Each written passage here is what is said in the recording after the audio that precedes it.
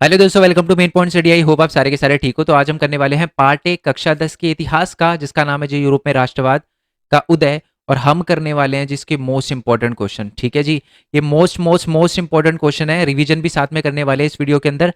इस वीडियो के बाद है ना, आपको कुछ भी करने की जरूरत नहीं है इस चैप्टर का। ठीक है, क्योंकि सारी की सारे जो मोस्ट इंपॉर्टेंट क्वेश्चन है वो इसी वीडियो के अंदर है। और मैं आपको बता दूं, आपको पता है ये बात, मेरे को बोलने की जरूरत नहीं है। अगर आपने इससे पहले मेरी कोई भी वीडियो देखी है ना, तो आपको पता होगा कि बेसिकली मेरा बताया हुआ ये एग्जाम के अंदर आने वाला है। ठीक है, ये कोई घमंड से नहीं बोल रहा बात, बट आपको यकीन नहीं होता। तो मैं हर साल मोस्ट इंपॉर्टेंट क्वेश्चन की वीडियो बनाता हूँ। लास्ट में जो लास्ट ईयर बनाई थी, किसी भी वीडियो में जाकर देख लेना। बच्चे पेपर देने के बाद कमेंट करते हैं कि हाँ सर, ये सारे के सारे क्वेश्चन मेरे पेपर में आए हैं। ठीक है जी, ओके। और ऐसे ही मैं हर चैप्टर के मोस्ट इंपॉर्टेंट क्वेश्चन की वीडियो डाल रहा हूँ। हाँ, एक चीज छोटी सी बता दूं, इस वीडियो के अंदर हम 3 मार्क्स, 5 मार्क्स, 2 मार्क्स से क्वेश्चन क्लियर करेंगे। अगर आप चाहते हो कि आपका एमसीक्यू भी मिस ना हो, तो एमसीक्यू के लिए ना मैं भरत कुमार खोरवाल वाले चैनल पे लाइव ले रहा हूँ। ठीक है, यहाँ पर आ जाना। एमसीक्यू वाली दिक्कत जो है बिल्कुल ही जड़ से मिटा देंगे हम। ठीक है, और वैसे एमसीक्यू की वीडियो का लिंक भी नीचे डिस्क्रिप्शन में दे रखा होगा। बट अगर आप चाहते हो कि एमसीक्यू अच्छे से करो, लाइव करो, तो मेन पॉइंट भरत कुमार खोरवाल वाले चैनल पे आ जाना। चलो जी, बातें बहुत हो गई, अब शुरू कर देते हैं। चलो, तो और साथ में बहुत ध्यान से वीडियो देखना। सिर्फ क्वेश्चन आंसर बताना मेरा मोटिव नहीं था। मैं ये भी बताऊंगा कि ये वाला क्वेश्चन किस और तरीके से पूछा जा सकता है, क्योंकि बच्चों को यही दिक्कत होती है एग्जाम में, क्वेश्चन समझ ही नहीं आता। ठीक है, चलो।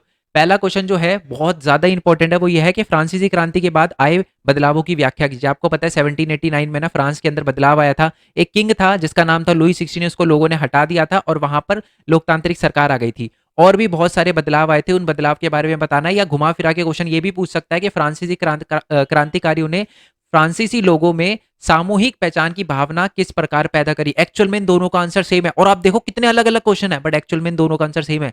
पूछ यही रहा है कि एक बदलाव बताइए। ठीक है, तो आ जाते हैं जी आंसर पे। तो ये सारे के सारे बदलाव है। ऑल दो मैंने चैप्टर की भी वीडियो बना रखी है और चैप्टर के नोट्स भी बना रखे हैं, और चैप्टर के नोट्स में मैंने सारी की सारी चीजें बता रखी है। देखो क्या क्या बदलाव आए। पहले, सत्ता राजतंत्र से लोगों के पास चली गई। पहले राजा के हाथ में पावर थी, राजा का नाम भी यहाँ पर लिख सकते हो आप, लुई 16 था। और उससे जो पावर है वो लोगों के पास आ गई। ठीक है, नया ध्वज आया, यानी नया झंडा आया। और वो नया झंडा कौन से कलर का था? लाल, सफेद और हमारा सफेद के बाद नीला। ठीक है, इन 3 कलर का था। उसके बाद सभी नागरिकों के लिए समान कानून बनाए गए। आंतरिक आयात निर्यात शुल्क समाप्त कर दिए गए। नई जो स्तुतियां हैं, स्तुतियां का मतलब होता है शपथ ली गई, स्तुतियां वगैरह राइम्स होती है ना, देश के नाम पे राइम्स वगैरह बनाई गई। शहीदों का गुणगान किया गया। भार व नापने की एक समान व्यवस्था लागू की गई। फ्रेंच को राष्ट्रभाषा बना दिया गया। ये वाला मोस्ट इंपॉर्टेंट पॉइंट है। अगर आपके एग्जाम में क्वेश्चन आता है और ये वाला पॉइंट आप भूल जाते हो, समझ लो 1 नंबर तो आपका वैसे ही गया। ठीक है, चाहे आपने 5 पॉइंट भी क्यों ना लिखे हो। और लास्ट वाला पॉइंट है कि स्टेट जनरल का नाम जो है, स्टेट जनरल का चुनाव जो है सक्रिय नागरिकों के समूह द्वारा किया जाने लगा। और स्टेट जनरल का नाम चेंज करके नेशनल असेंबली कर दिया गया। यस और नो, याद रहेगा नहीं रहेगा? बहुत सिंपल सिंपल पॉइंट है। नया झंडा आया और फ्रेंच को राष्ट्रभाषा बना दिया गया। नाप तोल का एक समान व्यवस्था आई। सब लोगों को समान अधिकार दिए गए। जो सीमा शुल्क वगैरह थे उनको हटा दिया। और साथ ही में नेशनल असेंबली का स्टेट जनरल का नाम चेंज करके नेशनल असेंबली कर दिया। और एक और पॉइंट था, एक और पॉइंट था, वो एक और पॉइंट ये वाला है कि जो हमारी, नहीं नहीं, बस यही वाले सारे के सारे पॉइंट है। बड़ा इजी है ना, कोई दिक्कत नहीं है ना। चलो नेक्स्ट वाले क्वेश्चन पे आते हैं। तो हमारा नेक्स्ट वाला क्वेश्चन है कि ये बताओ कि 1804 में नागरिक संहिता की व्याख्या कीजिए। बात यह है कि हमारा जब लुई 16 हट गया था ना, तो कुछ टाइम तक तो सरकार वगैरह ही रही थी, है ना। बट उसके बाद क्या हुआ 1804 के अंदर, वैसे 1804 नहीं 1799 के अंदर एक नया, एक मिलिट्री लीडर आ गया हमारे फ्रांस के अंदर, जिसका नाम था नेपोलियन बोनापार्ट। और नेपोलियन बोनापार्ट ने 5 साल बाद 1804 के अंदर, 1804 के अंदर कुछ कानून लेकर आया था। वो कुछ नए नए कानून लेकर आया था। और उन्हीं कानूनों को 1804 की नागरिक संहिता की 1804 की नागरिक संहिता कहा जाता है। घुमा फिरा के क्वेश्चन आ सकता है कि नेपोलियन ने प्रशासनिक क्षेत्र में क्रांतिकारी सिद्धांतों का समावेश किया।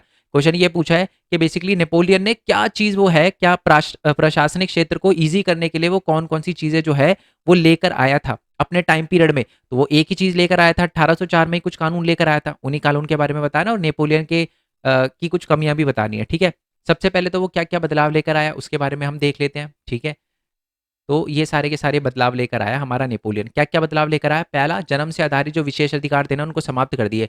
पहले क्या होता था कि आपको पता है कि पादरी वर्ग हुआ करता था, कुलीन वर्ग हुआ करता था, गरीब किसान हुआ करते थे। गरीब किसान को 2 टाइप का टैक्स देना पड़ता था, है ना। और उसके साथ जो है पादरी के पास ही सारी की सारी जमीन होती थी। ये बिल्कुल खत्म कर दिया नेपोलियन ने। बोला जी सब कुछ, सब सारे के सारे लोग जो है बिल्कुल इक्वल है। ठीक है, नेक्स्ट है कि कानून के सामने समानता एवं संपत्ति को अधिकार को सुरक्षित किया। ठीक है, इसका मतलब है कि कानून की नज़र में ना संपत्ति के अधिकार को सुरक्षित कर दिया गया। पहले पता है क्या होता था? पहले लुई 16 वाला टाइम था या जो जब नेशनल असेंबली का टाइम था ना, तो किसी की भी ज़मीन छीन ली जाती थी। बट नेपोलियन ने बोला कि नहीं, अब ऐसा कुछ नहीं होगा, संपत्ति का अधिकार जो है वो सबको दिया जाएगा और सबकी ज़मीन जो है वो सुरक्षित रहेगी, ठीक है? प्रशासनिक विभाजनों को सरल बनाया। इसका मतलब है उसने ना रूल करने के लिए फ्रांस पे थोड़ा अलग-अलग हिस्से वगैरह बनाए थे उसने फ्रांस से, ताकि अच्छे से एडमिनिस्ट्रेशन अच्छे से अपना काम काज जो है वो संभाल सके, ठीक है? नेक्स्ट है कि सामंती व्यवस्था को समाप्त कर दिया। ये बहुत इंपॉर्टेंट पॉइंट है। सामंती व्यवस्था क्या मतलब है कि पहले अमीर किसानों को गरीब किसानों को अमीर लोगों के लिए काम करना पड़ता था फ्री में, ये बिल्कुल खत्म कर दिया उसने, ठीक है? उसने कहा कि कोई ऐसे फ्री में काम करने की जरूरत नहीं है। और नेक्स्ट है किसानों को भूदास, दासत्व और साथ में जागीरदारी शुल्क से मुक्ति दिलाई। पहले ना बहुत सारा जो गरीब किसान थे उनको टैक्स भी देना पड़ता था, जो है कर देना पड़ता था, जागीरदारों का शुल्क देना पड़ता था, वो अब खत्म कर दिया। हमारे नेपोलियन ने बोला गरीब किसानों से कोई कोई पैसे नहीं लेगा और जो पहला का कुछ बकाया है वो भी अब नहीं दिया जाएगा, मतलब अमीर किसानों को कुछ नहीं मिलने वाला, ठीक है? गरीब किसान अब बिल्कुल मुक्त हो गए। और लास्ट उसने क्या बोला कि शहरों में कारीगर के श्रेणी संघों को के नियंत्रण को हटा दिया गया। पहले क्या होता था कि ना अलग अलग कारीगरों का श्रेणी संघ बना था। इसका मतलब है जैसे कि मान लो जूते का एक श्रेणी, जूते बनाने वालों का श्रेणी संघ बना हुआ था, ठीक है? और अगर कोई एक नया कारीगर है जो जूते का काम करता है ना, तो जब तक इस श्रेणी संघ से उसको अनुमति नहीं मिल जाती ना, तब तक वो जूते का काम नहीं कर सकता शहरों के अंदर। तो ये नेपोलियन ने बोला यार ये तो गलत बात है, जिसके पास टैलेंट है वो तो काम करेगा, तो इसलिए नेपोलियन ने ये वाली चीज़ भी हटा दी, ठीक है? मतलब कहीं ना कहीं नेपोलियन ठीक ठाक था, बट नेपोलियन की कुछ कमियां भी थी। नेपोलियन की क्या क्या कमियां थी वो मैं आपको बता देता हूँ। नेपोलियन की बेसिकली 3 बहुत बड़ी कमियां थी। क्या कमियां थी मैं आपको बताता हूँ। नीचे आ जाते हैं, ये संहिता लिखी हुई है, आप इसमें से भी याद कर सकते हो, कोई दिक्कत नहीं है। पर उसकी कमियां सुन लो। पहली बात तो उसने कर को बढ़ा दिया, ठीक है? उसकी सबसे बड़ी कमी थी उसने टैक्स को बढ़ा दिया। दूसरा सेंसरशिप लगा दी। सेंसरशिप का मतलब कोई भी नेपोलियन के खिलाफ कुछ भी लिखता ना या बोलता तो उसको जेल में डाल दिया जाता। और तीसरा है, क्योंकि अब नेपोलियन क्या था, एक मिलिट्री लीडर था, एक सैन्य शासक था, तो उसने क्या किया, अपनी सेना को बड़ा करने के लिए फ्रांस के लोगों को जबरदस्ती सेना में भरना शुरू कर दिया। और ये बात वहां के लोगों को बिल्कुल भी पसंद नहीं आई, ठीक है जी? आई होप ये बात आपको क्लियर हो गई हो। तो ये कुछ हमारे नेपोलियन के पॉइंट्स थे, ठीक है? आई होप आपको बहुत अच्छे से क्लियर हो रहा हो। बच्चे मैं आपको दोबारा बोल रहा हूं, यही आएंगे क्वेश्चन, इससे बाहर कुछ नहीं आने वाला, कुछ भी नहीं आने वाला। आपका जब पेपर हो जाए ना, मेरे को सेंड कर देना, एक एक क्वेश्चन मैच करवा दूंगा। Yes sir no? और बाकी जितने भी चैप्टर है सबके मोस्ट इंपॉर्टेंट क्वेश्चन का लिंक आपको नीचे डिस्क्रिप्शन में मिल जाएगा, एमसीक्यू वगैरह का भी और साथ में चैप्टर के एक्सप्लेनेशन का भी। अगर आपके पास टाइम है तो चैप्टर के एक्सप्लेनेशन का लिंक भी नीचे डिस्क्रिप्शन में दे रखा होगा, ठीक है? चलो ओके, थोड़ा सा और आगे आते हैं। 1804 में हमारा नेपोलियन जो है वो नागरिक संहिता लेकर आया था। और 1815 में एक लड़ाई हुई थी जिसमें नेपोलियन हार गया था। और हारने के बाद जिन देशों ने हमारे नेपोलियन को हराया था, किन देशों ने हराया था? 4 देशों ने हराया था, PRAB। जिन्होंने चैप्टर की वीडियो देखी होगी उनको याद होगा। पी से प्रूशिया, आर से रशिया, ए से ऑस्ट्रिया और बी से ब्रिटेन। इन 4 कंट्रियों ने मिलकर क्या था, हमारे नेपोलियन को हरा दिया था। और उस लड़ाई का नाम था बैटल ऑफ वाटरलू, ठीक है? वाटरलू की लड़ाई जिसको कहा जाता है, उसमें हमारे नेपोलियन बुरी तरीके से हार गया था। और उसके बाद हुआ था एक एग्रीमेंट जिसको कहा जाता है वियना की संधि। और वियना की संधि में बहुत सारी बातें बोली गई थी। 1815 में हुई थी वियना की संधि, उसमें बहुत सारी बातें बोली गई थी। तो वो बतानी है कि कौन कौन सी बातें उसमें बोली गई थी, ठीक है? ये कब हुई थी साइन? बेसिकली वियना की संधि कब साइन हुई थी? जब नेपोलियन हारा था। कब हारा था? 1815 में, ठीक है? तो देखो, अच्छा वियना कहाँ पर है? ऑस्ट्रिया के अंदर है। तो पहले तो यही बता रखा है कि ये जो वियना की संधि हुई थी ना, ये हमारे ऑस्ट्रियन चांसलर ने, ड्यूक मेटरनिक ने करवाई थी। ऑब्वियसली बात है, ड्यूक मेटरनिक ने मेजबानी करी थी इसकी, क्योंकि ऑस्ट्रेलिया नहीं बोला मैंने, ऑस्ट्रिया बोला है। तो ऑस्ट्रिया के अंदर ये बैठक हो रही थी जहां पर हमारा ड्यूक मेटरनिक जो है वो होस्ट कर रहा था। होता है ना, जैसे पार्टी होती है तो जिस बंदे की पार्टी, जिस बंदे के घर पे पार्टी होती है तो वो होस्ट करते हैं। तो वैसे ही ड्यूक मेटरनिक के घर में, यानी कहाँ पर? ऑस्ट्रिया के अंदर, जिसको हम कहते हैं ऑस्ट्रिया के अंदर एक वेन्यू थी, वहां पर मीटिंग वगैरह हो रही थी, तो उसको होस्ट कर रहा था ड्यूक मेटरनिक। अच्छा जी, और उसके क्या क्या उद्देश्य थे, क्या क्या चीजें हुई हमारे 1815 की वेना संधि में? तो ये सारी की सारी चीजें हुई। पहला, बुर्बो राजवंश को दोबारा से स्थापित कर दिया। अब याद आ रहा है बुर्बो राजवंश कौन सा था? जो हमारा लुई 16 था ना, वो बर्बन डायनेस्टी से यानी बुर्बो राजवंश से था। तो हमारे जो राजा थे ये PRAB यानी प्रूशिया, रशिया, ऑस्ट्रिया और ब्रिटेन के, उन्होंने कहा यार ये जो नेपोलियन बोनापार्ट है ये तो कहीं और का है। आप है ना पहले वाला जो राजा था ना, उसी के खानदान का किसी को उसके खानदान के किसी को पकड़ के लाके उसको किंग बनाओ। तो बर्बन राजवंश का किसी बंदे को पकड़ के दोबारा से किंग बनाया गया। नेक्स्ट है, फ्रांस ने उन इलाकों को खो दिया जिन पर कब्जा उसने नेपोलियन के अधीन किया था। यानी जिस जिस इलाका पर जब फ्रांस की पावर नेपोलियन के हाथ में आई थी तो उसने जो जो इलाके पे कब्जा कर लिया था ना, तो उसको वो इलाका छोड़ना पड़ा। ये बात लिखी हुई है। तीसरा पॉइंट है, फ्रांस की सीमाओं पर कई राज्य कायम कर दिए गए ताकि भविष्य में फ्रांस विस्तार ना कर सके। अब है ना, जो प्रैप की कंट्रियां थी PRAB वाली, है ना, वो कंट्रियां समझ गई कि यार फ्रांस में अगर जो नया किंग आया क्या पता वो भी अपना एरिया बढ़ा ले, तो फ्रांस के आसपास है ना बहुत सारे राज्य बना दिए गए। ठीक है, ताकि जो फ्रांस है वो अपना एरिया जो है बढ़ा ना पाए। ओके, नेक्स्ट पॉइंट क्या था, प्रशा। प्रशा को उसकी पश्चिमी सीमा पर महत्वपूर्ण नए इलाके दिए गए। ऑस्ट्रिया को उत्तरी इटली का नियंत्रण सौंप दिया गया। रूस को पोलैंड का हिस्सा मिला। मतलब जब लड़ाई हुई थी ना 1815 की, तो जो जो देश थे ना उनको कुछ ना कुछ मिला। ठीक है, जैसे आपको पता है PRAB, प्रूशिया, यानी प्रशा को क्या मिला, प्रशा को मिला जी हमारा पश्चिमी सीमा के महत्वपूर्ण इलाके मिले। रशिया को क्या मिला, रशिया को पोलैंड का कोई हिस्सा मिला। और ऑस्ट्रिया को भी फिर भी मिला, ऑस्ट्रिया को भी हमारे उत्तरी इटली का हिस्सा मिला, है ना। ब्रिटेन जो था वो खुश था, ब्रिटेन को कुछ नहीं मिला, वो बिना मांगे भी खुश था। बट एक चीज ऐसी है जो आपके इस आंसर को बहुत ज्यादा इंपॉर्टेंट बनाती है, वो है ये, मगर नेपोलियन ने 39 राज्यों का जो जर्मन महासंघ स्थापित किया था ना, उसको वैसी का वैसे रहने दिया। मतलब ये एक ऐसी चीज थी जो हमारे चारों के चारों कंट्री हो, यानी प्रैप की, जिन्होंने नेपोलियन को हराया था ना, उन्होंने इस चीज को नहीं छेड़ा। किस चीज को नहीं छेड़ा, उन्होंने जो 39 राज्यों का महासंघ बनाया था ना नेपोलियन ने, उसको बिल्कुल वैसे का वैसा ही रखा। ठीक है जी, क्लियर होगी ये वाली बात। चलो जी, आ जाते हैं जी नेक्स्ट वाले क्वेश्चन पे। नेक्स्ट वाला क्वेश्चन है और ये मोस्ट इंपॉर्टेंट क्वेश्चन है, और ये ऐसा क्वेश्चन है अगर एग्जाम में आता है ना, तो आप 5 मिनट तो, आप तो ये वीडियो देख रहे हो, बट जिन बच्चों ने ये वीडियो नहीं देखी ना, वो 5 मिनट तो सर पकड़ेंगे कि यार ये चैप्टर कौन सा है, ये किस चैप्टर के अंदर से क्वेश्चन आया है, उनको यही समझ नहीं आएगा। पूरी गारंटी के साथ बोल रहा हूं मैं ये बात, तो इसलिए ध्यान से सुनना। क्वेश्चन क्या है कि यूरोप में राष्ट्र की अवधारणा के निर्माण में संस्कृति द्वारा निभाई गई भूमिका पर चर्चा करें। मतलब आपसे पूछा गया है कि लोगों में देशभक्ति जगाने के लिए संस्कृति का क्या रोल है। ये वाला, राष्ट्र भाषा शक्ति है, जीवन है और संस्कृति का साधन है। उपयुक्त कथन की पुष्टि कीजिए। देखो कितनी डिप्लोमेटिक, कितनी ऐसी लाइन लिखी है बंदों को पता ही नहीं चले, बट मैं आपको आंसर बताऊंगा, टेंशन मत लो। इसमें भी कहीं ना कहीं आपसे पूछा है कि संस्कृति का राष्ट्रवाद जगाने में क्या भूमिका है। इसमें संस्कृति कला, संस्कृति हो गई, कला हो गई, कोमा लगाते हैं, कविता हो गई, कहानियां हो गई, और संगीत का महत्व राष्ट्रवादी भावनाओं को आकार देने में मदद करता है। यूरोपीय राष्ट्रवाद के संबंध में इस कथन की पुष्टि करें। चलो इसमें तो यूरोपीय लिखा है, इसलिए आपको पता चल जाएगा चैप्टर नंबर 1 से। बाकी बच्चों को तो पता भी नहीं चलेगा, उनको लगेगा कि भारत में राष्ट्रवाद से वाला क्वेश्चन, समझ रहे हो। आई होप ये आपको समझ आ गया। और बेसिकली आपसे पूछा है कि लोगों में देशभक्ति जगाने के लिए यूरोप के अंदर, जो यूरोप में पता क्या था, यूरोप में है ना लोगों में देशभक्ति जगाने के लिए बहुत सारी चीजें करी गई थी। तो यही पूछा गया है कि क्या चीजें करी गई थी और कैसे लोगों में देशभक्ति की भावना जागी थी बिना लड़ाई के। ओके जी, अब मैं आपको दिखाने वाला हूँ मोस्ट इंपॉर्टेंट क्वेश्चन, ये वाला जी। ठीक है जी, इसका आंसर सुन लो तो पहले पहले हम इसके आंसर पे आ देते हैं। अच्छा, ये टॉपिक क्या है, टॉपिक है रूमानीवाद।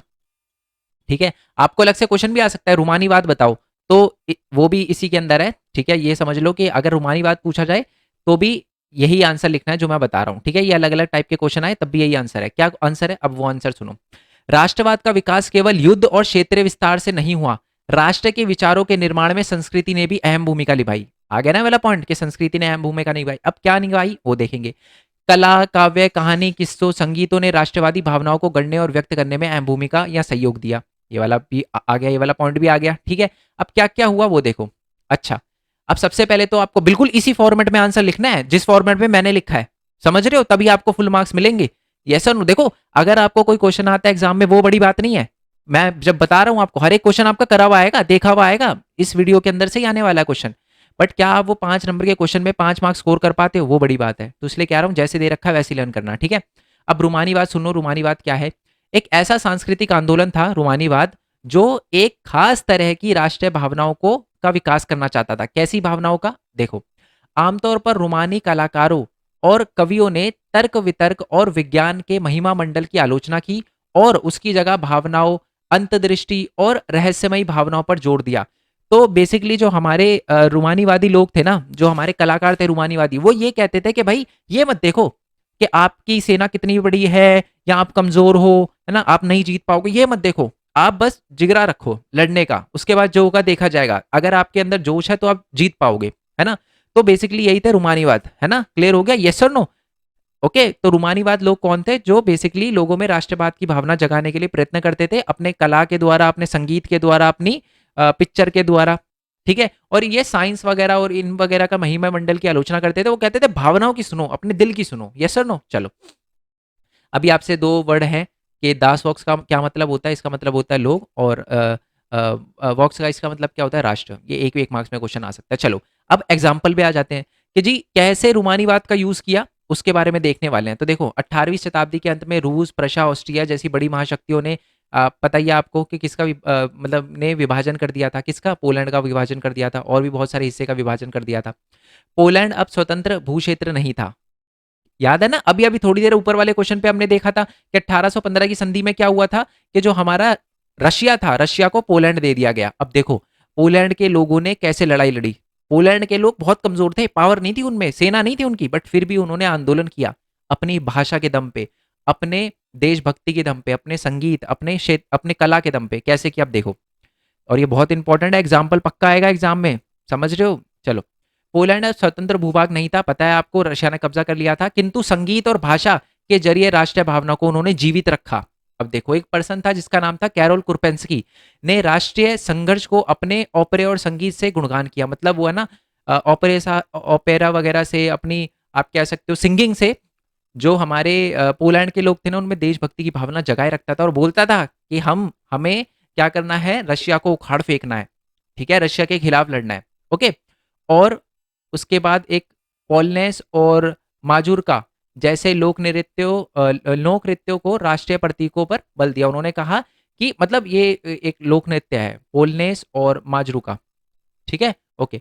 रूसी कब्जे के बाद पोलिश भाषा को स्कूल से बलपूर्वक हटा दिया गया। रूसी भाषा को हर जगह पर जबरन लाद दिया गया। ठीक है? ये बता रखा है कि जब रशिया ने पोलैंड पे, ओके मैं ये इसको सिंपल भाषा में कर देता हूँ आपके लिए थोड़ी सी आसानी होगी। रोमानीवाद का क्या मतलब होता है? अपने मतलब ये बोला जाता है कि आप कितने पावरफुल हो, ये मतलब कितने पावरफुल हो, कितनी बड़ी आर्मी है, ये मत देखो।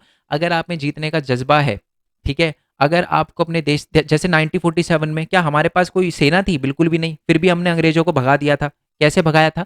अपने संगीत के द्वारा। मतलब हमने लोगों में देशभक्ति की भावना जगाई। भारत माता का एक बहुत आप कह सकते हो कि कॉन्सेप्ट आया, जिसमें सब लोगों को बोला गया कि भारत आपकी माता है, तो वो सारे साथ में आए, उन्होंने बलपूर्वक मतलब ब्रिटिशरों को बाहर फेंका। तो वैसे ही है ना, पोलैंड के अंदर हुआ। पोलैंड पे रशिया ने कब्जा कर लिया था, अपनी भाषा स्कूल वगैरह में थोप रहा था। धार्मिक शिक्षा जो है, पोलिश लैंग्वेज, जो धार्मिक शिक्षा दी जा रही थी, उसमें बोला गया कि पोलिश लैंग्वेज में मत दो, रशियन लैंग्वेज में दो, है ना? तो बाकी सारे के सारे लोगों ने जान पूछ के रूस के ऑफिसर के सामने जाके पोलिश लैंग्वेज बोली। इसकी वजह से उनको, बहुत सारे लोगों को जो है वो साइबेरिया की जेल में भी जाना पड़ा। बड़ी ठंडी जगह है साइबेरिया में, वहां पर जाना पड़ा, फिर भी वो गए। ठीक है? क्यों? क्योंकि और इसी चीज को कहते हैं हम देशभक्ति की भावना का, मतलब कैसे उन्होंने संस्कृति का, अपने कल्चर का यूज किया। उन्होंने लड़ाई नहीं लड़ी, रशिया के ऑफिसर के सामने जाके उन्होंने उनको मारा नहीं। उन्होंने वहां पर उनके सामने सिर्फ लैंग्वेज, अपने कल्चर, अपने संगीत का यूज किया, और उनको एक तरफ से किलोल मचा दी। किलोल समझते हो, है ना? दिल्ली में ये वर्ड बड़ा फेमस है, गवर्नमेंट स्कूल में तो खासकर, बट आपको नहीं पता। मतलब किलोल मतलब किलसा दिया। ये वाला वर्ड भी, तो मतलब बड़ा परेशान, मतलब वो बेसिकली उसको लग रहा था कि यार मेरे सामने आप ये पोलिश लैंग्वेज क्यों बोल रहे हो, समझ रहे हो? तो ऐसे ही बेसिकली संस्कृति से लोगों में देशभक्ति की भावना जगाई। Yes sir no? चलो, आ जाते हैं जी नेक्स्ट वाले क्वेश्चन पे। नेक्स्ट वाला क्वेश्चन है कि 1830 के दशक में यूरोप में बड़ी आर्थिक कठिनाई आई थी, और उस कथन का समर्थन करते हुए स्पष्ट करें। तो क्वेश्चन सिंपल आएगा, घुमा फिरा के आपसे ये पूछा जाएगा 1830 के दशक में ना यूरोप में बहुत ज़्यादा कठिनाई चल रही थी, वो कठिनाई बताओ। पहले तो कि यूरोप में बहुत तेज़ी से जनसंख्या बढ़ रही थी। जनसंख्या बढ़ रही थी तो बहुत सारे लोग जो है वो रोजगार चाहते थे, उनको रोजगार मिल नहीं रहा था। बहुत सारे लोग गाँव से निकल कर शहरों में आ रहे थे, ठीक है? और बस्तियाँ वगैरह में रहना पड़ रहा था उनको, और बहुत प्रॉब्लम हो रही थी। छोटे उत्पादकों के उत्पाद और इंग्लैंड से आयातित मशीनें से निर्मित उत्पाद से बीच कड़ी प्रतिस्पर्धा थी। मतलब जो मशीनों से बने हुए इंग्लैंड के कपड़े आ रहे थे ना, वो सस्ते आ रहे थे, जिसकी वजह से यूरोप में बहुत परेशानी हो गई। यूरोप के जो उत्पादक थे, जैसे मान लो यूरोप के उत्पादक 10 रुपए में कोई चीज़ बनाते थे, ब्रिटेन जो है, इंग्लैंड जो है, वो 5 रुपए में चीज़ बेच देता था। तो लोग, यूरोप के लोग है ना, 5 रुपए की चीज़ खरीदते थे, इसलिए जो यूरोप के उत्पादक है ना, उनको बहुत नुकसान होता था। नेक्स्ट है, सामंती बकायों और दायित्वों के बोझ के कारण किसानों को भी स्थिति खराब थी। मतलब है ना, बेसिकली फ्री में काम करवाया जाता था उनको, किसानों से टैक्स वगैरह लिया जाता था बहुत ज़्यादा। इससे हमारे किसानों की हालत भी खराब थी। और लास्ट पॉइंट है कि फसल खराब के कारण भोजन की कीमतें भी बढ़ गई। तो ये भी एक बहुत बुरा कारण था 1830 के लिए। मतलब 1830 में ये भी एक बहुत बड़ी प्रॉब्लम बन गई थी कि जो खाने का प्राइस है वो तेज़ी से बढ़ गया था। क्या क्या था? कि बहुत सारे लोग बेरोज़गार हो गए थे, जनसंख्या बढ़ रही थी, लोगों के खाने के लिए नहीं था। क्यों? क्योंकि फसलें बहुत ज़्यादा खराब हो गई थी। जो हमारे कारीगर थे उनको भी नुकसान हो रहा था क्योंकि ब्रिटेन से सस्ती चीज़ें बनकर आ रही थी। तो ये सारा का सारा है। ठीक है जी? चलो, नेक्स्ट वाले क्वेश्चन पे आते हैं। नेक्स्ट वाला क्वेश्चन क्या है हमारा? ओके जी, नेक्स्ट वाला क्वेश्चन है कि यूरोप में उदारवादियों द्वारा समर्थित राजनैतिक, सामाजिक और आर्थिक आदर्श क्या थे? विचार अगर आपसे पूछा जाए आदर्श क्या थे या आपसे पूछा जाए विचार क्या थे, आपसे पूछा जाए मांग क्या थे, एक ही आंसर लिखना है आपको, जो मैं आपको बताने वाला हूँ। क्वेश्चन समझ गए ना? जो उदारवादी लोग थे, उदारवादी लोग कौन? जो आंदोलन वगैरह कर रहे थे ना, उनकी डिमांड क्या थी? उनकी राजनीतिक डिमांड क्या थी? सामाजिक डिमांड क्या थी? और आर्थिक वो चाहते क्या थे? वो आपको बताना है। ठीक है जी? एग्ज़ाम में ये भी आ सकता है कि 1848 में जो हमारे उदारवादी थे, उनकी क्या माँग थी? या 1848 में जो हमारे क्रांतिकारी थे, है ना? जो आज़ाद करवा रहे थे यूरोप को, उनकी क्या डिमांड थी? एक ही बात है, ठीक है? चलो जी, अब आ जाते हैं थोड़ा-सा नीचे आ जाते हैं। ओके, ओके, सबसे पहले तो ये बता रखा है कि उदारवादी का मतलब उदारवादी जो वर्ड है ना, इंग्लिश में इसको कहते हैं लिबरलिज़्म और लैटिन में लिबर का मतलब होता है आज़ादी। तो ये आज़ादी चाहते थे। किस टाइप की आज़ादी चाहते थे? तो ये 3 प्रकार की आज़ादी चाहते थे। एक तो राजनीतिक आज़ादी, एक आर्थिक आज़ादी और एक सामाजिक आज़ादी। आज़ादी, विचार, माँग एक ही बात है, टेंशन मत लो। राजनीतिक में क्या चाहते थे? वो कहते थे व्यक्तिगत आज़ादी होनी चाहिए।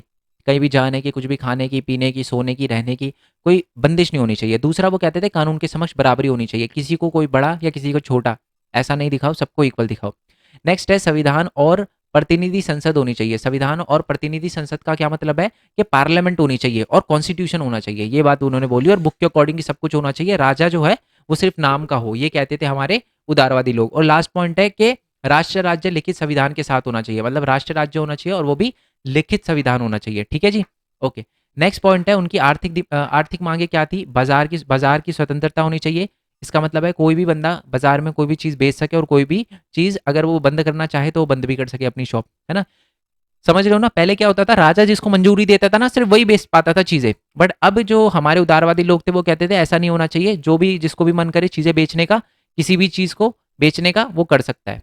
ये बोलते थे हमारे उदारवादी लोग। और क्या चाहते थे? वो कहते थे राज्यों में माल और पूँजी पर लगने वाले प्रतिबंध को हटा दिया जाए। मतलब एक जगह से दूसरी जगह जाने के लिए प्रतिबंध होते हैं ना, कि ये चीज़ आप मेरे इलाके में नहीं ला सकते, राजा कहता था।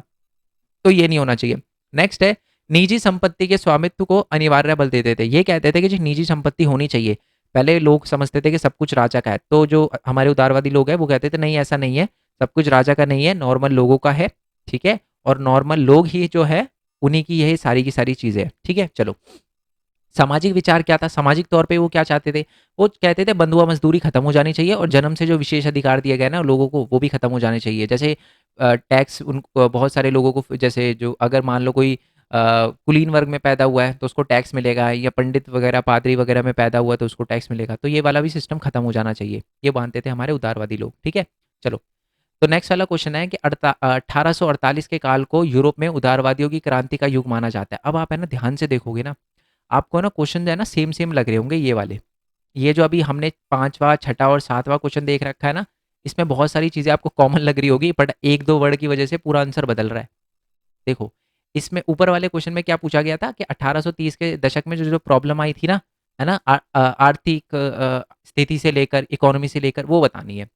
इस वाले क्वेश्चन में क्या लिखा है? इस वाले में पूछा है कि हमारे जो उदारवादी हैं, उनकी राजनैतिक, सामाजिक और आर्थिक जो डिमांड थी वो क्या थी? अब जो क्वेश्चन है वो सुनो।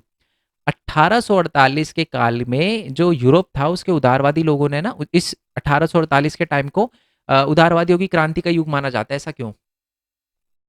मतलब 1848 में बहुत सारे जो है ना आंदोलन हुए थे। इसीलिए उदारवादी की क्रांति माना जाता है 1848 के काल को। अब कौन-कौन से आंदोलन हुए थे? उसके बारे में हम देख लेते हैं जी। तो ये सारे आंदोलन लिखे हुए हैं, ठीक है? सबसे पहले आंदोलन की बात करते हैं। पहला आंदोलन क्या था? फ्रांस में फरवरी में 1848 की घटना के कारण जो राजशाही का त्याग हुआ और सार्वभौमिक पुरुष मताधिकार पर आधारित, तो इसमें यह बता रखा है फ्रांस में 1848 में दोबारा से दोबारा से गणतंत्र स्थापित हो गया। और ये कब हुआ? जब हमारे उदारवादियों ने आंदोलन करा। तो पहला पॉइंट तो ये है। ये एक आंदोलन हुआ था हमारे फ्रांस में 1848 में। दूसरा आंदोलन क्या हुआ था कि Germany, Italy, Poland, Austria, Hungary साम्राज्य में यानी राजा राले वाले एरिया के अंदर जो उदार मध्यम वर्ग के लोग थे और जो महिला वगैरह थी, उन्होंने क्या किया कि संवैधानिक मांगे मांगी। उन्होंने बोला कि हमारे देश को एकीकरण करो और साथ में हमें बेसिकली संविधान दो, संविधान के अकॉर्डिंग सारी की सारी चीज़ें चलनी चाहिए और एक संविधान होना चाहिए, प्रेस की स्वतंत्रता होनी चाहिए, संघ की स्वतंत्रता होनी चाहिए। तो इसको लेकर भी हमारे जर्मनी, इटली, पोलैंड, ऑस्ट्रिया हंगरिया यहाँ के लोगों ने क्या किया, आंदोलन किया 1848 में। इसीलिए इस टाइम को किसका, उदारवादियों ने आंदोलन किया था, इसलिए इसको उदारवादियों की क्रांति का युग माना जाता है। तीसरा पॉइंट क्या है, जर्मनी के क्षेत्र में जो वर्ग के पेशेवर थे, जो व्यापार, जो हमारे व्यवसायी थे, जो अमीर लोग थे, है ना, वो क्या कर रहे थे, फ्रैंकफर्ट में इकट्ठा हो गए थे और उन्होंने डिसाइड किया था कि हम एक पार्टी को वोट देंगे, ठीक है।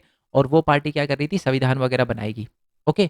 और वहाँ का जो किंग था उसने मना कर दिया था, बट बेसिकली आपको ये समझ आ गया ना कि जर्मनी के अंदर जो अमीर अमीर लोग थे उन्होंने कहा था कि हम है ना एक पार्टी को वोट देंगे और वो पार्टी हमारे लिए क्या बनाएगी, संविधान वगैरह बनाएगी, ठीक है।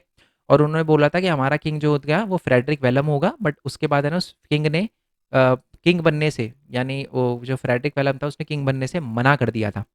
Yes sir no. तो ये वाली भी आंदोलन है कि जो हमारे जर्मनी के लोग हैं वो इकट्ठा हो गए थे, उन्होंने नेशनल असेंबली को मतदान का फैसला किया सबने मिलकर। और किस लिए किया, ताकि संविधान का मसूदा वगैरह तैयार किया जा सके, ठीक है। और 18 से 48 में एक और चीज़ हुई, वो चीज़ क्या हुई कि महिलाओं ने भी बहुत सारे आंदोलन किए, उनकी अलग अलग डिमांड थी। और ये अलग से भी क्वेश्चन आएगा आपको, क्या क्या डिमांड थी, उनको वोटिंग राइट नहीं थे, उनको कोई भी राइट नहीं था। तो इस 1848 में बहुत सारी महिलाओं ने भी आंदोलन किया, क्या, अपने स्वयं के राजनीतिक संघ बनाने के लिए, समाचार पत्रों को छापने के लिए, है ना, और भी बहुत सारी चीज़ों के लिए, क्योंकि वोट वोट मांगने के लिए, मताधिकार के लिए, इन सारी चीज़ों की वजह से हमारी महिलाओं ने भी आंदोलन किया, ठीक है। और इसी प्रकार एक हमारा हैब्सबर्ग में भी एक आंदोलन वगैरह हुआ था, जहाँ पर बंधुआ मजदूरों को ख़त्म करने के लिए एक आंदोलन वगैरह चला था। तो ये सारे के सारे आंदोलन 1848 में ही हुए थे, ठीक है जी। इंपॉर्टेंट क्वेश्चन है ये, सारे ही इंपॉर्टेंट है। इस पीडीएफ के अंदर से एक भी क्वेश्चन मिस मत करना। और है ज़्यादा क्वेश्चन नहीं, सिर्फ 13 क्वेश्चन है, मैं दिखा देता हूँ, कहीं आप सोचो ज़्यादा, वो नीचे आंसर लिखे हुए इसलिए वो पीडीएफ बड़ी दिख रही है, बट इतना ही क्वेश्चन है, ओके। अब है ना, इनमें से एक क्वेश्चन, 8वां 9वां 10वां 11, 8वां 9वां और 10वां, इनमें से एक क्वेश्चन आपके एग्जाम में पक्का आने वाला है, 101% आने वाला है। क्या है, या तो जर्मनी का एकीकरण पूछेगा, या इटली का एकीकरण पूछेगा, या ब्रिटेन का पूछेगा, ठीक है। अगर जर्मनी का एकीकरण की बात करें तो आई होप आपको पता हो, मैंने पढ़ाया भी था जर्मनी के एकीकरण में, क्या बताया था मैंने, कि जर्मनी के अंदर है ना, बेसिकली राजा हुआ करता था, ठीक है। लोग राजा से बहुत ज़्यादा परेशान थे, उन्होंने आंदोलन वगैरह करना शुरू किया।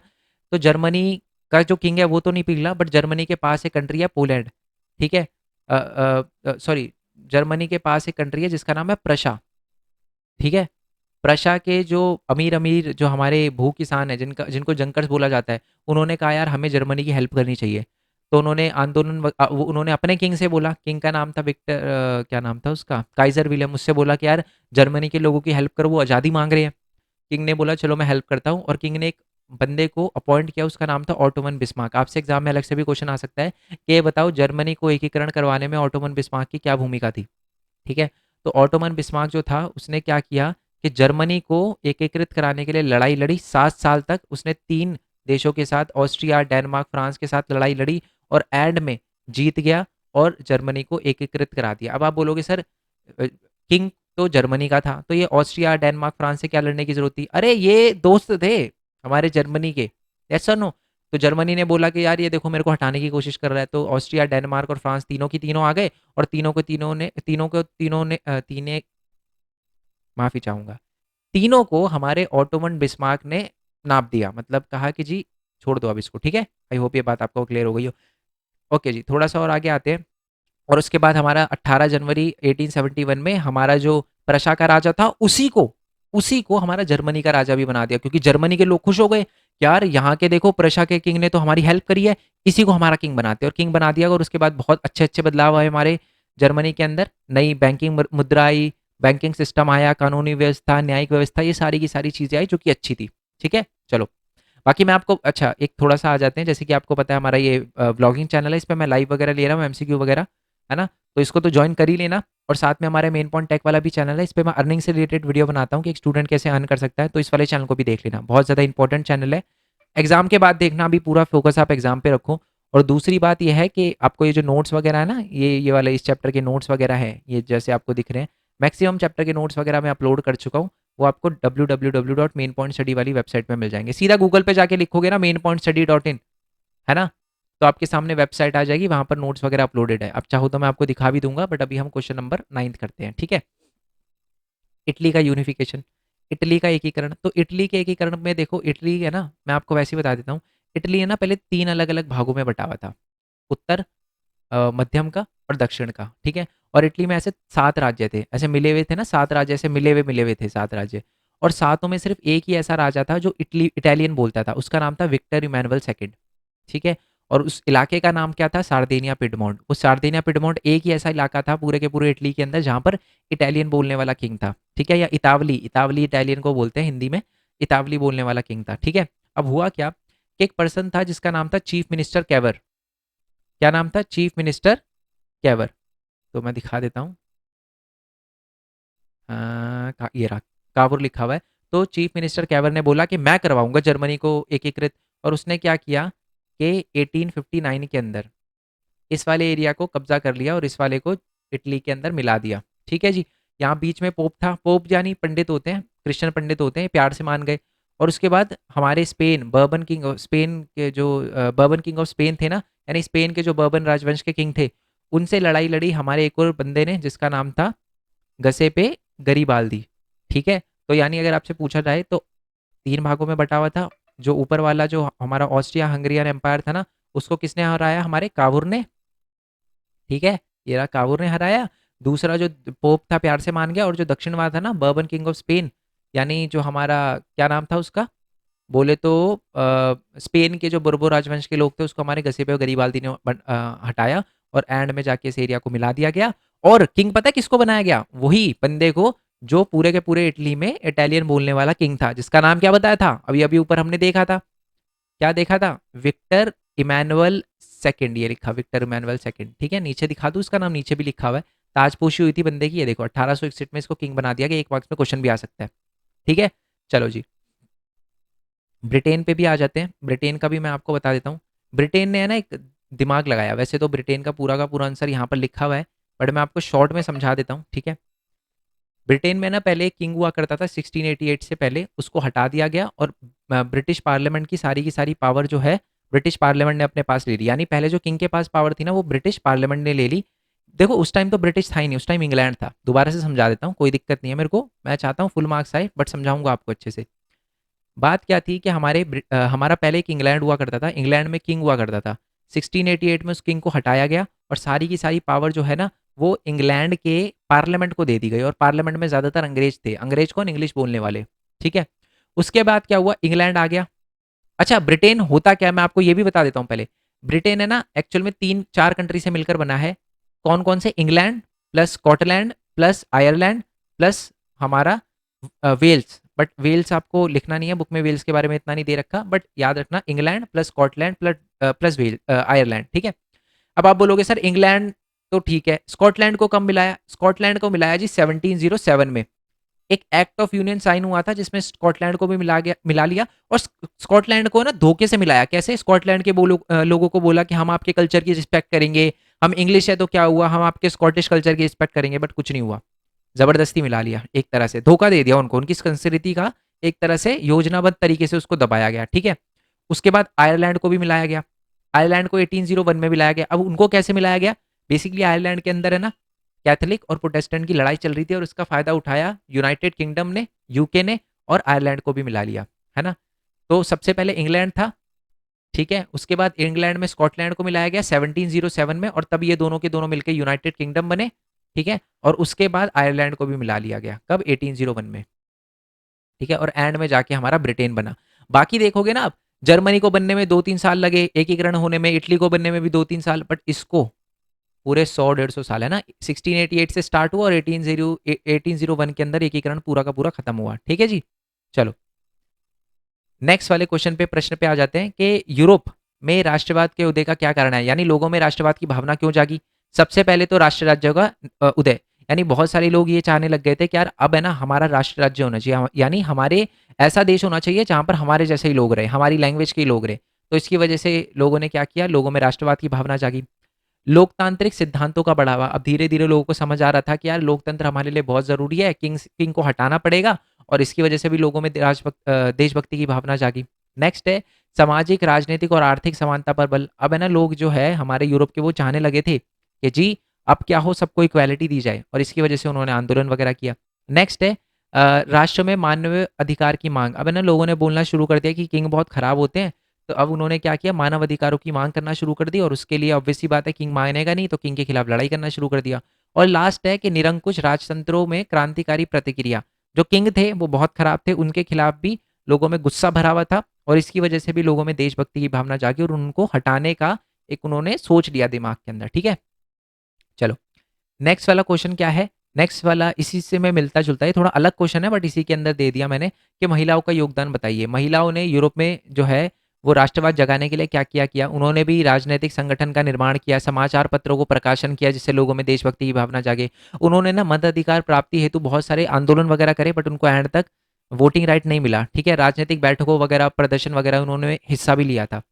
ठीक है जी, फ्रैंकफर्ट पार्लियामेंट में पूरा उन्होंने पार्टिसिपेशन दिखाया था, बट उनको फ्रैंकफर्ट पार्लियामेंट की गैलरी पे खड़ा करके बोल दिया कि बस देखो वोट मत डालो। तो ये उनके साथ बुरा हुआ महिलाओं के साथ। ठीक है जी, अब आ जाते हैं जी हमारे नेक्स्ट वाले क्वेश्चन पे। पहले तो ये ओके ये वाला बता देता हूँ, पहले क्वेश्चन नंबर 13 बता देता हूँ। राष्ट्रवादी कवियों ने रूपक के रूप में महिलाओं को ही क्यों चुना। अच्छा, ये रूपक क्या होती है, जब किसी देश को एक महिला की तरह रिप्रेजेंट करा जाता है उसको हम रूपक कहते हैं। इजी लैंग्वेज में बताऊं, भारत माता। क्या भारत माता कहीं रहती है, कोई एड्रेस है हमारी माता का, भारत माता का? नहीं, कोई एड्रेस नहीं है, दिल में है वो हमारे। ठीक है, तो बेसिकली रूपक का मतलब वही होता है कि बेसिकली जब किसी देश को एक लेडी की तरह रिप्रेजेंट किया जाए उसी को हम रूपक कहते हैं। ठीक है, भारत माता। और सिर्फ ऐसे नहीं कि भारत में ही है, ठीक है, फ्रांस के अंदर जो है वो क्या नाम है, मारियान है, जर्मन के अंदर जर्मेनिया है, तो ये क्या है, ये हमारी रूपक है। ठीक है, तो हमारे कवि वगैरह ने, राष्ट्रवादी कवि वगैरह थे ना, उन्होंने देशभक्ति की भावना जगाने के लिए किया था। जैसे भारत में किया, भारत माता बोला। अब जब आप भारत माता बोलते हो ना, तो एक एक एक इमोशन जागता है। तो वही चीज करी गई थी हमारे यूरोप के लोगों द्वारा, उन्होंने भी महिलाओं का नाम यूज किया और देशभक्ति की भावना वगैरह जगाई। ठीक है जी, तो ये लिखा हुआ। ऑल दो इसमें देखो ये बात लिखी है, कोई वास्तविक महिला नहीं है, ये कोई वास्तविक महिला नहीं है, ये बस दिमाग के अंदर है। और जैसे मैंने आपको उदाहरण दिया था, फ्रांस में मारियान वगैरह है और जर्मन में जर्मेनिया वगैरह है। ठीक है जी, क्लियर हो गया, ओके। अब आ जाते हैं बल्कांस पे। बल्कांस है क्या, मैं आपको बता देता हूँ। बल्कांस बेसिकली एक एरिया है बहुत बड़ा। ठीक है, बल्कांस का पहले बहुत बड़ा एरिया था, और हुआ क्या, जिसमें आज है ना ग्रीस, मुकुदेनिया, क्रोएशिया, स्लावनिया, सर्बिया, ये सारे के सारे देश शामिल थे। बट अब हुआ क्या कि इन सारे देशों के लोगों के अंदर राष्ट्रवाद जागने लगा, और उन्होंने सोचा कि यार हम है ना बल्कांस का हिस्सा नहीं रहना चाहते, अब अपना अलग अलग देश बनाएंगे। और लोगों में देशभक्ति की भावना जागी, आंदोलन वगैरह किया, और अलग होते हुए चले गए बल्कान से, और इसी की वजह से फर्स्ट वर्ल्ड वॉर भी हुआ। तो यही थी बल्कान की समस्या। ठीक है, क्लियर हो गया। और एक्चुअल भी हम भी ऐसे ही आजाद हुए थे, हमारे लोगों में भी देशभक्ति की भावना जागी, और हमने कहा कि नहीं अंग्रेज से आजाद होकर रहेंगे, और हो गए आजाद। ठीक है जी, चलो क्लियर हो गए बल्कान तो हो गए सारे के सारे क्वेश्चन। अब कुछ छोटे से एक्स्ट्रा एक दो क्वेश्चन है। कौन कौन से, एक तो जॉल्वरीन वाला, जॉल्वरीन कब बना था, ये क्वेश्चन आ सकता है एक मार्क्स में। जॉल्वरीन जो था वो 1834 में बना था। ठीक है, देखो इसके एमसीक्यू की वीडियो देखना मत भूलना। लिंक नीचे डिस्क्रिप्शन में दे दूंगा, या लाइव आ जाना।